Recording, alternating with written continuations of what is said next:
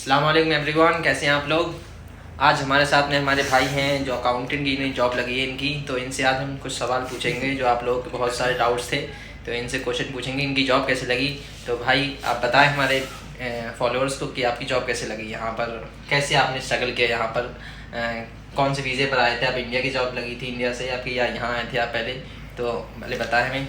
Struggle का क्या है वो तो देखिए, सबको विजिट वीज़े पे तो आना ही पड़ता है। वहाँ रह कर के तो कोई भी कंपनी आपको जॉब नहीं देगी। क्यों ट्रस्ट करेगी आपके ऊपर, 7-8 हज़ार दिरहम का खर्चा करेगी। तो सबसे पहले आपको टूरिस्ट वीज़े पे तो आना ही पड़ेगा।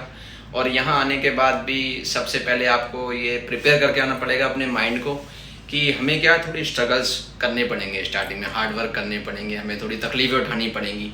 जैसे मैं अपना ही बताऊँ तो मेरी स्टार्टिंग में 40 दिन के बाद जॉब लगी थी। तो यहाँ पर जो आप आए थे तो आने के बाद में कंपनी से आपको कॉल आई थी या आप डायरेक्ट कंपनीज के पास में गए थे।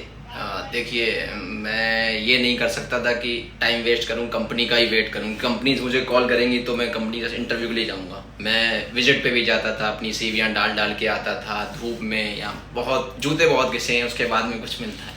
तो जो यहाँ पर आपके आने के बाद डॉक्यूमेंट अटेस्टेशन का बहुत बड़ा पंगा रहता है लोगों का। जी जी जी। तो आपने डॉक्यूमेंट अटेस्ट इंडिया से ही कराए थे या यहाँ आकर आपने डॉक्यूमेंट नहीं, मैं इंडिया से अपने डॉक्यूमेंट अटेस्टेड करा के लाया था। उसके बाद में जो यहाँ का एक प्रोसेस रहता है वो मैंने यहाँ से बाद में कराए थे। अपनी जॉब लगने के बाद जब मेरे मैनेजर ने मुझसे बोला आपका वीज़ा लगने के लिए डिग्री की नीड रहेगी, तो डिग्री नीड, तुम्हारी डिग्री की नीड है वीज़े में, तो उसके पहले तुम्हारी अटेस्ट होने चाहिए, उसके बाद ही वीज़ा प्रोसेस होगा। तो अटेस्टेशन का टोटल खर्चा कितना आया था आपका इंडिया और यहाँ का मिला के, अगर माने दिरहम में, तो कितना खर्चा आया आपका? वहाँ का यहाँ का मिला के 500 से 600 दिरहम आया था। आपका जॉब लगने के बाद में आपको जो वीज़ा का कॉस्ट है, एकोमोडेशन है, वो किसने दिया आपको?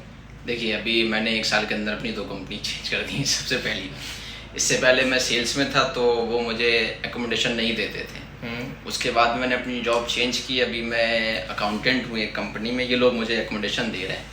तो वीज़ा का कॉस्ट किसने दिया आपका? वीज़ा का कॉस्ट सारा कंपनी का मेरा। अच्छा, तो मतलब अगर आपकी एक बार जब जॉब लग जाती है यहाँ पर तो एम्प्लॉयमेंट वीज़ा जो है वो कंपनी देती है आपको? जी जी बिल्कुल, एम्प्लॉयमेंट वीज़ा आपको कंपनी देगी, उसका आपको कोई भी चार्ज नहीं देने हैं। तो आप हमारे फॉलोअर्स को बताएं कि वो क्या करें ऐसा कि उनकी जॉब यहाँ पर सिक्योर कर सकते हैं जॉब, ऐसे कोई टिप्स? सिक्योर जॉब के लिए देखिए, सबसे पहले हमें अपने ऊपर भरोसा होना चाहिए कि हम 2 महीने के विजिट वीजे पे आ रहे हैं, हमारी 2 महीने में जॉब लग जाएगी। और मोस्टली सबकी लग जाती है।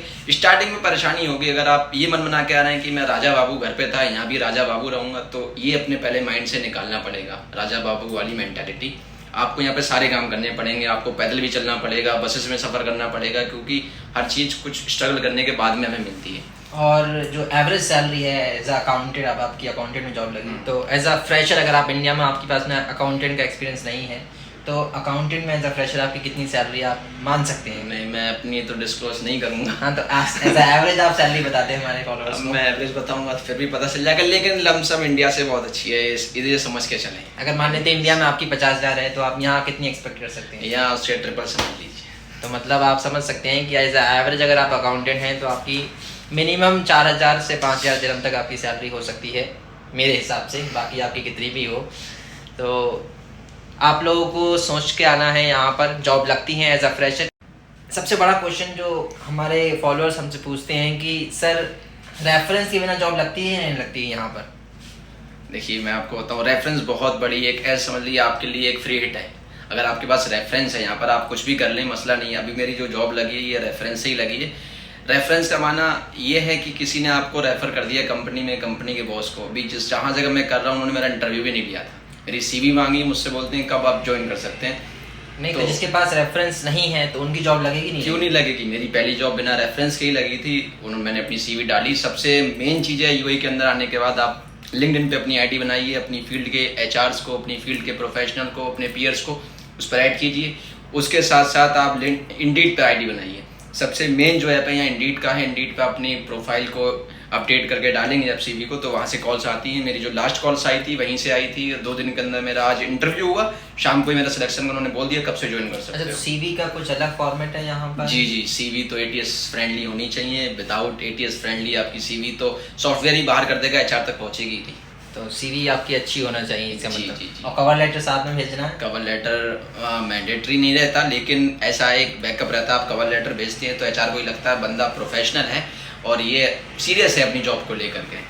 जी बहुत शुक्रिया आपका। हमने हमारे फॉलोअर्स को काफ़ी डाउट्स, मुझे उम्मीद है आपके काफ़ी डाउट्स क्लियर हो चुके होंगे।